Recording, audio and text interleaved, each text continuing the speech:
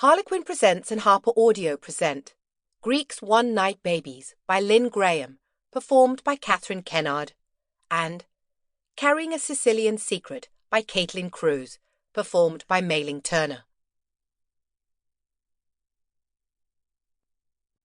Greek's One-Night Babies. Chapter 1. The Greek tech tycoon Nick Diamandis was deep in thought as he steered the SUV through what was increasingly looking like a blizzard. En route to his Yorkshire hideaway, he was only vaguely grateful that he was close to his destination. He was preoccupied with the infinitely more distressing family revelations that had been contained in the personal letter the executor had given him after his father's death. Revelations that had plunged him into a devil's quandary. In short, his father, Argus, had had an affair with his mother's closest friend, Ria, and the young woman who was Nick's closest friend was actually his half-sister.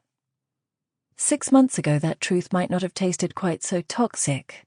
Indeed, Nick could have happily embraced it because he had always been fond of Angeliki Boris, his childhood playmate, his adolescent wing woman. But then something had changed, for her, at least, if not for him. A month ago, Angeliki had got into his bed when he was half asleep and had made a pass at him. Awakening, he had rejected her in shock at her approach, and, well, it had pretty much wrecked their friendship because he had not seen her since, and she wouldn't take his calls. Telling Angeliki now that he was her brother would obviously only increase the fallout from that damaging incident. As for his mother, how could he possibly tell her such news when she was still so close and reliant on Angeliki's mother for emotional support? Hadn't Bianca Diamandis already suffered enough throughout her marriage to a monster? Nick's father, Argus, deserved no other label. He had repeatedly cheated on Nick's mother and humiliated her. He had also lied and conned his way through the business world, destroying those he disliked, bribing others, blackmailing the vulnerable. Argus had never been a father a son could respect and aspire to copy. He had been an abusive bully, securing his status through fear and intimidation. And Nick had always loathed him. In fact, the only person likely to receive the news that Angeliki was a secret Diamandis, without regret or prejudice, was Nick's half-brother Jace. Why?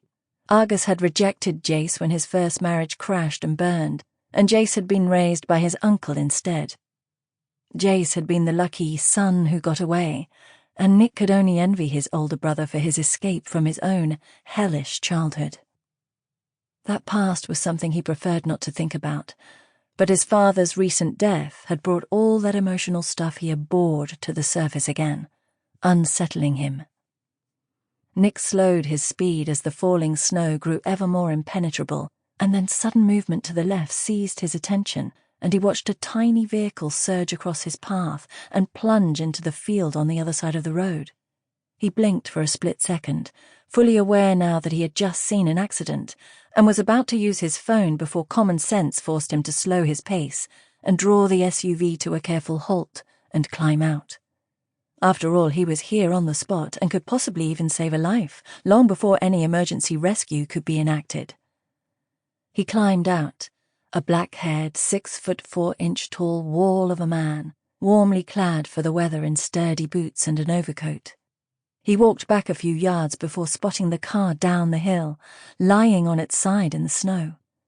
Clambering down the steep embankment, he cut across the straggling hedge and made it to the vehicle. It was resting on the driver's side. He opened the hatch at the back, very relieved that it wasn't locked. He yanked out the pink suitcase in his way and heard a woman's gasping sob. "You're going to be all right. I'm planning to get you free. Are you hurt?" he asked, for it might not be safe for him to try and move her. He heard her suck in air as though she was trying to get a grip on herself. "Just bruised and shocked, I think.